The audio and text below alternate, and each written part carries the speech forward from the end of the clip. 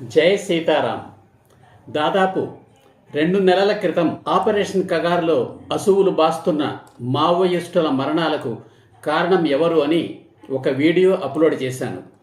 29 మంది చూశారు. 15 రోజుల తర్వాత అదే వీడియోను షార్ట్గా చేసి మళ్ళీ అప్లోడ్ చేశాను. 38 మంది చూశారు. అంటే మావోయిస్టులకు ప్రజల్లో ఎంత సానుభూతి ఉన్నదో అర్థమవుతోంది. మావోయిస్టు పార్టీ అంటే మావో సిద్ధాంతాలను అనుసరించే పార్టీ అని అర్థం. మావో అంటే చైనా దేశపు ఒక కమ్యూనిస్టు సిద్ధాంతకర్త. భారతదేశంలో మావోయిస్టు పార్టీ అంటే చైనా మోచేతి నీళ్లు త్రాగుతున్న పార్టీ అని ప్రజల నమ్మకం. చైనా అందజేస్తున్న డబ్బు ఆయుధాలతో సోదర భారతీయులను చంపుతున్న కిరాతకులు అని ప్రజల నమ్మకం.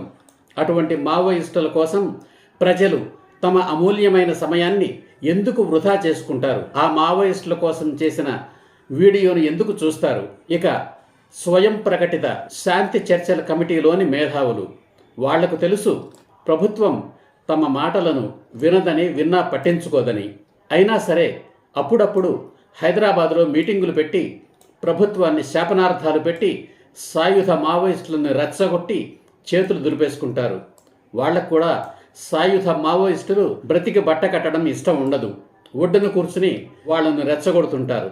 భుజాలు తట్టి ముందుకు తోస్తుంటారు, చావండిరా అని. పోయేది తమ ప్రాణాలు కాదు కదా. సాయుధ మావోయిస్టు ఉద్యమం ఎంతకాలం నడిస్తే అంతకాలం తాము ప్రభుత్వాన్ని విమర్శిస్తూ పబ్బం గడుపుకోవచ్చు.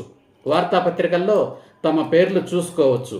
ఆయుధాలు వదిలిపెట్టి లొంగిపోండి, ప్రజాక్షేత్రంలో కొట్లాడదాం అని ఆ మేధావులు మావోయిస్టులకు సూచించినట్లు ఏనాడు వార్తలు వినలేదు, చూడలేదు. అదలా ఉంటే మొన్న 17వ తేదీ నాటి వార్తాపత్రికల్లో ఒక వార్త వచ్చింది.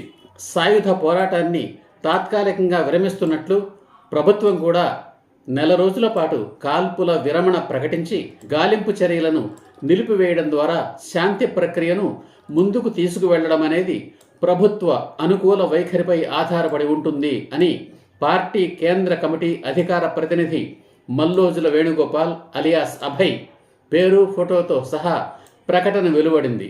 అంటే ప్రభుత్వానికే పాఠాలు చెప్పడానికి ప్రయత్నించారన్నమాట. ఇంకేముంది, షరా మామూలుగా ఆ మర్నాడు సోమాజిగూడ ప్రెస్ క్లబ్లో సమావేశం ఏర్పాటు చేసింది స్వయం ప్రకటిత శాంతి చర్చల కమిటీ. ప్రాణ నష్టం నివారించాలంటే చర్చలే మార్గం. మావోయిస్టులు శాంతి చర్చలకు అంగీకరించినా కేంద్ర ప్రభుత్వం ముందుకు రావడం లేదు అంటే ప్రభుత్వానికి ఏదో దురుద్దేశం ఉంది అని ప్రభుత్వానికి లేని దురుద్దేశాన్ని కూడా పుట్టించారు. మల్లోజుల వేణుగోపాల్ నెల రోజులు కాల్పుల విరమణ అడిగితే వీళ్ళు మాత్రం 100 రోజుల కాల్పుల విరమణ పాటించాలని డిమాండ్ చేశారు. అంతటితో ఆగలేదు. వాళ్ల మాట వినకపోతే బంగ్లాదేశ్, నేపాల్ పరిస్థితులు ఇక్కడ కూడా వస్తాయని, తాము మాత్రం రావద్దని కోరుకుంటున్నామని ప్రభుత్వాన్ని హెచ్చరించారు. అవసరమైతే తామే ఆ బంగ్లాదేశ్, నేపాల్ పరిస్థితులు తీసుకురాగలము అన్నట్లు బెదిరించారు. అంటే మావోయిస్టుల ప్రతిపాదనను ఒప్పుకోవద్దు అని ఇండైరెక్ట్గా ప్రభుత్వానికి సూచించారు. కానీ అంతలోనే ఆ స్వయం ప్రకటిత శాంతి చర్చల కమిటీ గాలి తీసిపడేశాడు తెలంగాణ రాష్ట్ర కమిటీ అధికార ప్రతినిధి జగన్.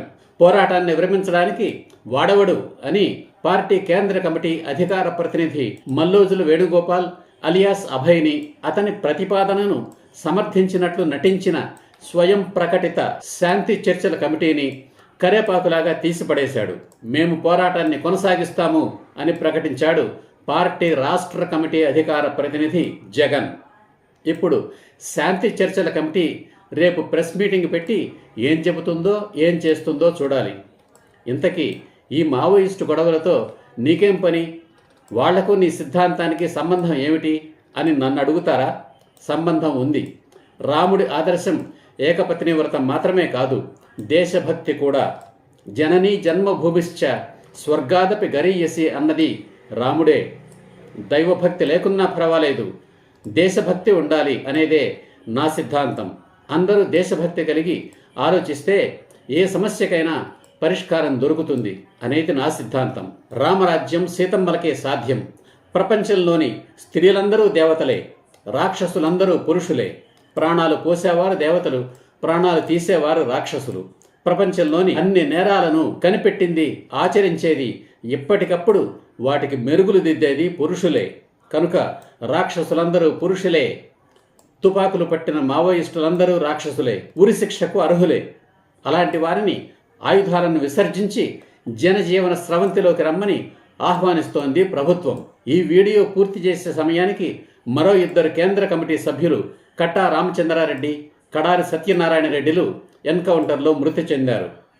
ఆపరేషన్ కగార్ గడువు ఇంకా 6 నెలలు మాత్రమే ఉంది. ఎవరో వస్తారని, ఏదో చేస్తారని శాంతి చర్చల కమిటీని నమ్మి ప్రాణాలు పోగొట్టుకోకుండా ప్రభుత్వానికి లొంగిపోమ్మని మావోయిస్టులకు ఒక మనిషిగా నా సలహా, సూచన, విజ్ఞప్తి. ఏమైనా అనుకోండి. జై హింద్, జై సీతారాం.